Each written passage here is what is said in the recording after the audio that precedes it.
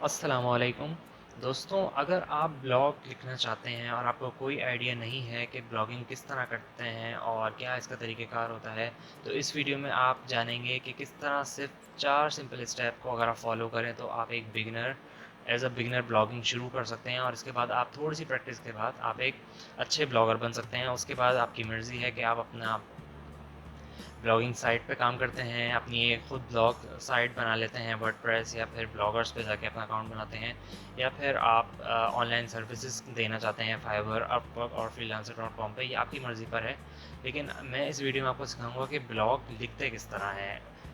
सबसे पहली चीज़ तो आपको ये क्लियर होना चाहिए कि ब्लॉग और आर्टिकल में फ़र्क क्या होता है। आर्टिकल, उसके लिए जो मैं वीडियो है मैंने एक बनाई है पहले भी, उसमें मैं उसका जो लिंक है वो डिस्क्रिप्शन में डाल दूँगा।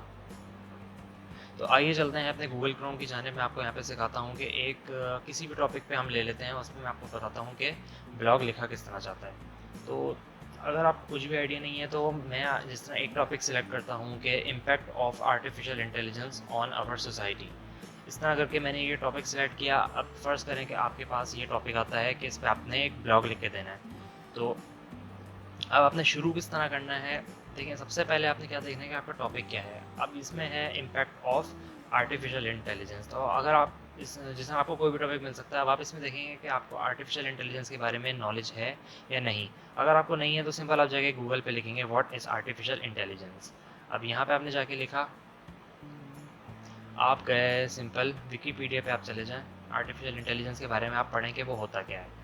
ये आपका फर्स्ट स्टेप है कि आपने उसके बारे में पढ़ना है, जो भी आपका टॉपिक रिलेट करता है उसके बारे में आप जानेंगे वो होता क्या है। आप इतनी ज़्यादा इसमें आपको डिटेल पूरी पढ़ने की ज़रूरत नहीं है, आप सिर्फ बेसिक नो हाउ कर लें कि आर्टिफिशियल इंटेलिजेंस होता क्या है। ये आप सिंपल इसको जब पढ़ लेंगे तो आपको एक आइडिया हो जाएगा कि अच्छा ये आर्टिफिशियल इंटेलिजेंस है। अब इसके बारे में अब आप आ जाएँ अपने टॉपिक पे।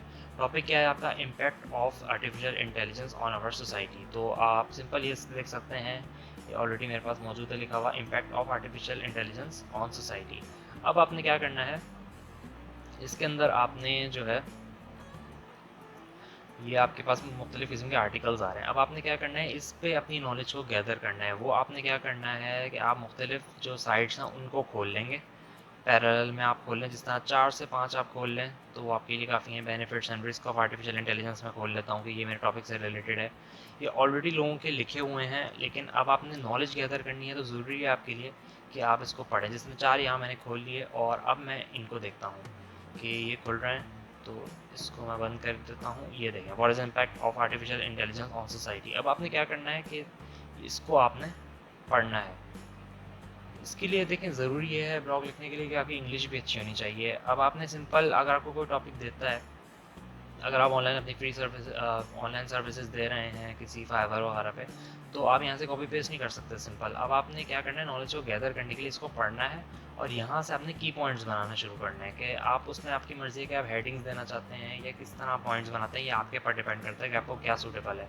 लेकिन बताने का मकसद ये है कि दूसरा स्टेप ये है कि आप उस पर अपनी नॉलेज को गैदर करें, जो आपका टॉपिक है उसके अंदर। फिर आप ये मुख्तलिफ जो आप पढ़ेंगे तो आप एक आम बंदे से ज़्यादा जानते हैं उस टॉपिक के बारे में जो आपको मिला है। What is AI, why research AI safety, how can, ये सारी चीज़ें जो हैं आपकी, how can AI be dangerous. अब आपने ये सारी चीज़ें पढ़ना शुरू की और अब आप इसमें से की पॉइंट्स बना लेंगे अपने। बहुत ज़्यादा तफसील में जाने की ज़रूरत नहीं है। ब्लॉग जो है आपका 300 से लेकर 1000 वर्ड्स तक जो है एक अच्छा कंसीडर किया जाता है ब्लॉग। तो आपने अपनी जो है एक लिमिट सेट कर लेनी है कि मुझे क्या चीज़ यहाँ पे देनी है। जब आप ये पढ़ लेंगे तो आपको पता चल जाएगा मुझे अपने टॉपिक पे बात क्या करनी है। उसमें आप फिर यहाँ से की पॉइंट्स बनाए। अब आप इसका तीसरे वाले का जो आप देख लेंगे तो इन्होंने किस किस तरह की हेडिंग्स दी हैं, तो आप यहाँ से आपको और चीज़ें पता चलेंगी कि यहाँ से इन्होंने देखें ट्रेंड पे बात किया, फिर डिजिटल इस पॉलिटिकल, इस तरह करके इन्होंने मुख्तलिफ चीज़ों पे बात की, वो आप देख लें। फिर जब चौथे पे आप आएँ तो बस 3 से 4 अगर आप देख लें आर्टिकल उससे रिलेटेड तो आपके लिए इनफ है। जैसे आपने ये पढ़ लिया तो अब आपके पास एक नॉलेज गैदर हो गई। अब हम इनको बंद कर देते हैं। फर्स्ट स्टेप हमारा था कि हमने उस टॉपिक के बारे में जो रिलेट करा था उसके बारे में जाना कि वह होता क्या है। फिर ये कि हमारा जो कंप्लीट टॉपिक था उसके बारे में हमने पढ़ा कि उसकी नॉलेज क्या क्या है, मतलब लोगों ने उसके बारे में क्या लिखा हुआ है। अब तीसरी चीज़ पे आप आएंगे, वो है आपकी गूगल स्कॉलर पर। अगर आप जाते हैं गूगल स्कॉलर पर आप जाएँ सिंपल, और आपने क्या करना है कि ये जो आपका टॉपिक है इसको सिंपल कॉपी कर लेना है यहाँ से। आपने कॉपी किया यहाँ से। अब आपने इसमें, यहाँ पे आपके पास मुख्तलिफ़ किस्म के आर्टिकल्स वगैरह आ गए। अब आपने क्या करना है कि रिसर्च यहाँ से जिस तरह कोई से भी खोल लेनी है, और सिंपल ये तो खैर पीडीएफ आपका खुल रहा है जिस तरह ये आपकी है। अब आप इसमें से देखेंगे कि इनमें से काफ़ी सारी रिसर्च आ रही है ना। जिस तरह पहले ये दूसरी नंबर पे मैंने वाली खोली है, तो इसका आप एब्स्ट्रैक्ट पढ़ेंगे और यहाँ आप देखेंगे कि क्या वाकई ये चीज़ मेरे से टॉपिक से रिलेट कर रही है। अगर कर रही है तो आपने इसका सिंपल कर लेना है लिंक कॉपी। जिस तरह आप एक और मैं खोलूँ, ये वाली अगर मैं खोल लूँ और ये आप सोचें कि आप सोसाइटी और आर्टिफिशियल इंटेलिजेंस के टॉपिक में एक कवर कर रही है आपको उसको, ये जो रिसर्च है रिसर्च बेस्ड पूरा, इसके आपने क्या कर लेना है, रेफरेंस कॉपी करना है। अगर इसकी बहुत ज़्यादा डिटेल रिसर्च की ज़रूरत नहीं, क्योंकि ब्लॉग्स जो हैं वो सिंपल उसमें रिसर्च वर्क इतना ज़्यादा नहीं होता। उसमें अंदर ये होता है कि आप अपनी राय के ज़रिए कोई चीज़ बता रहे हैं कि वो चीज़ कैसी है, और ब्लॉग समझ ले कि आप बात कर रहे होते हैं। आर्टिकल्स जो होते हैं उसके अंदर फिर आप जो है वो थर्ड पर्सन के रेफरेंस से बात ज़्यादा करते हैं।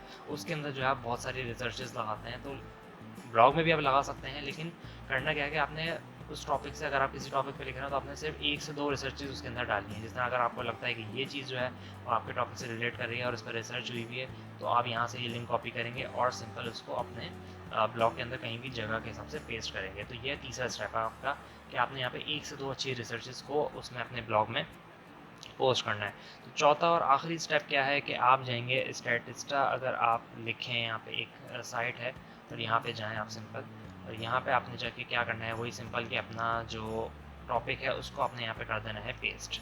अब आपने यहाँ पे स्टैटिस्टा सर्च किया तो आपके पास देखिए यहाँ पे बहुत सारे सर्च रिजल्ट्स आ गए।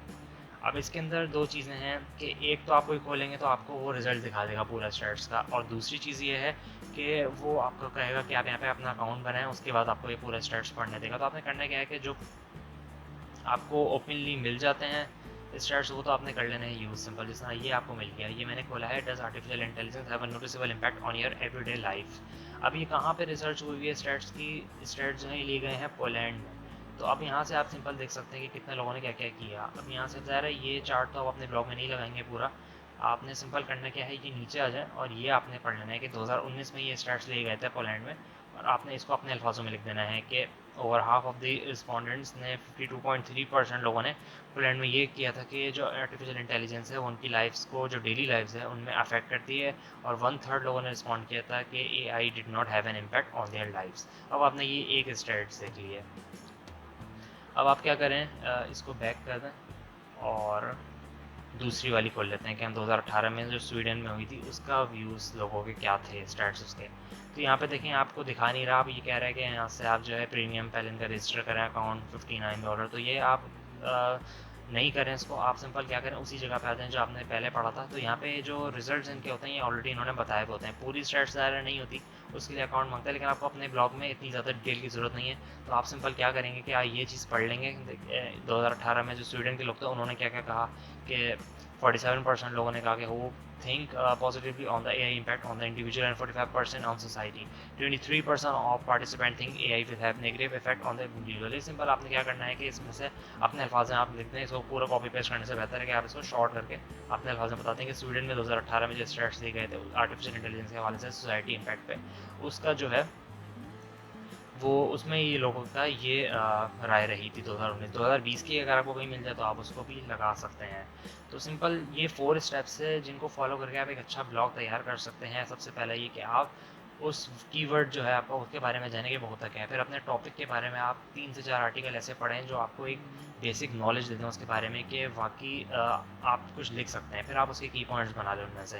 की पॉइंट्स के बाद आपने क्या करना है कि रिसर्चेस पढ़नी है, रिसर्चेस को 1 से 2 कोई अच्छी रिसर्च का आपने या तो लिंक लगा देना है, उसके बारे में थोड़ा सा लिख दें।